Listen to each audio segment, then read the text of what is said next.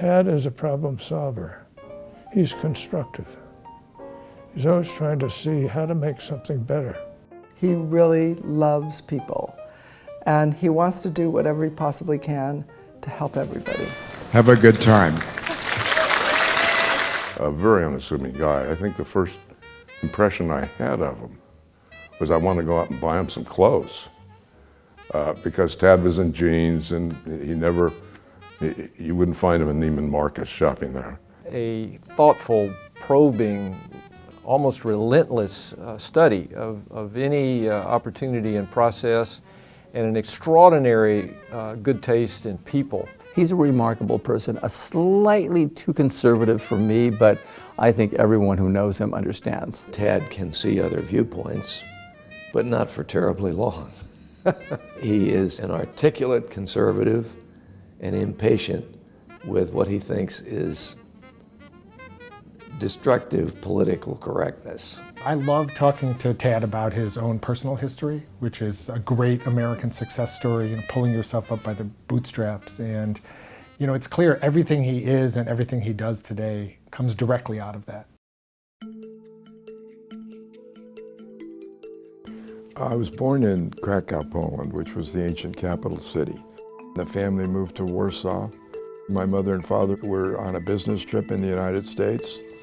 When they got to New York and kind of had a chance to think about what was going on in Europe at that time, I think they got a sense about it that maybe the people that were living in Poland and Eastern Europe probably didn't get.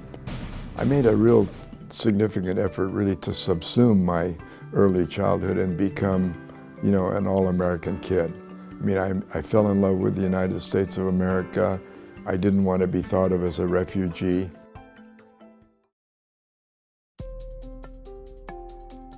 My father asked me when I was about 17 about college. He said, "You thought about college?" I said, "Yeah, I'm going to UCLA." He says, "You're going to Stanford?" And I said, "Yes, sir," because that's the way it was.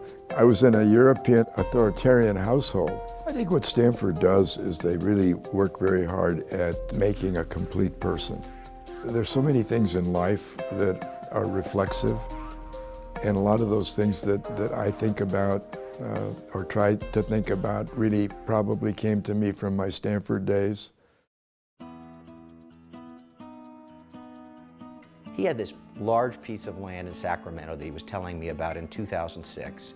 And as the breakfast evolved, he said to me, "Boy, this is getting a little bit pricey. Maybe I ought to sell the whole thing." I, of course, thought nothing of it.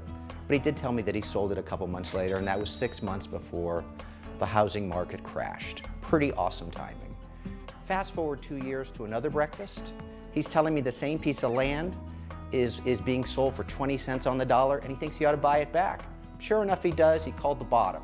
Pretty good round trip on one large property. I think my first real entree into the big time in terms of being able to deal at levels that I'd never really experienced before was when Joe and Stephanie Corrett engaged me to essentially manage their wealth. Proudest or most significant moment was actually a apartment complex, a large complex that I acquired with Joe and Steffi Corrett. The foundation had about an 80% interest in that property. We just sold the 80% interest recently for approximately $100 million.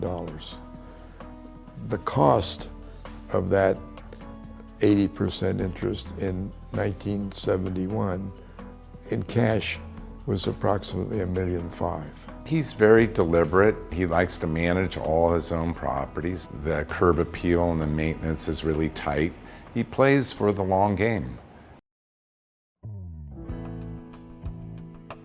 My first really major philanthropic gift anywhere was here at Stanford when I contributed a significant amount of money to the purchase of the Barone collection of Judaica from Salo Baron, who was the father of Jewish studies at Columbia University. I remember when he got the Scopus Award many years ago, which is given by the Hebrew University in Jerusalem, and that's the highest honor in Jewish philanthropy.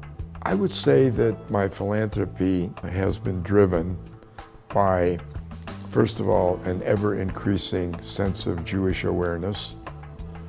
Certainly that drove my major involvement in Poland and Israel, and in the local Jewish world.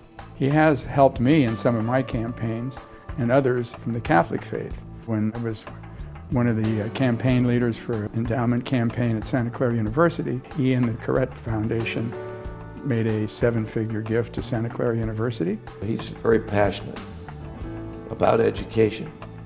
He is someone who believes that we should do everything possible for kids who otherwise might not achieve their full potential. If he gave $10 to a poor person on the street corner, he'd first ask him what he was going to do with the money. He wanted to know where it was going and how it would be spent, and his giving has always been goal-oriented.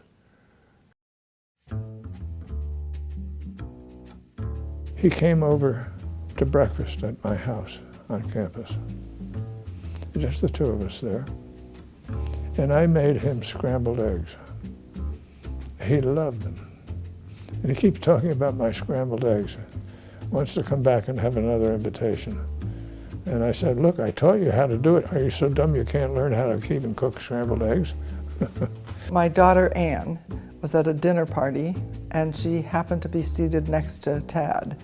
And she said to him, "You look a lot like my dad." And so she happened to be at the time founder of, and still is, founder of 23andMe. It's a genetics company. So she sent him a kit. He was related. And he was related to her, but more importantly, of course for me, he was related to me.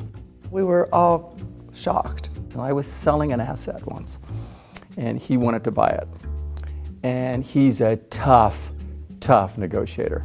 So we were within, I mean, I'm not going to say $1, but it had to be close to $1. And we fought like cats and dogs. So we finally said, we're so close, let's get this together. And we did, we made the transaction, and we've been laughing about that ever since.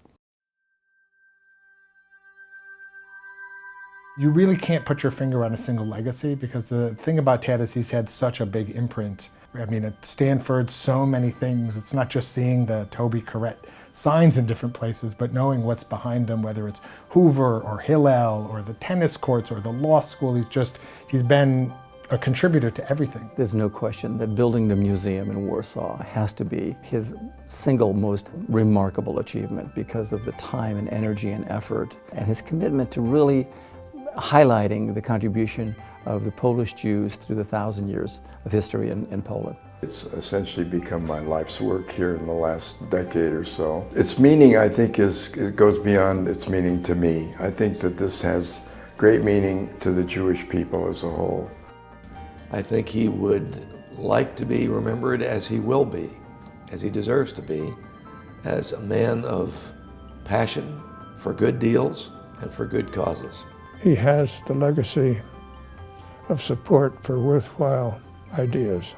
He has the legacy of the kind of philanthropist who doesn't simply give resources, but if it's worth giving resources, it's worth spending some personal time.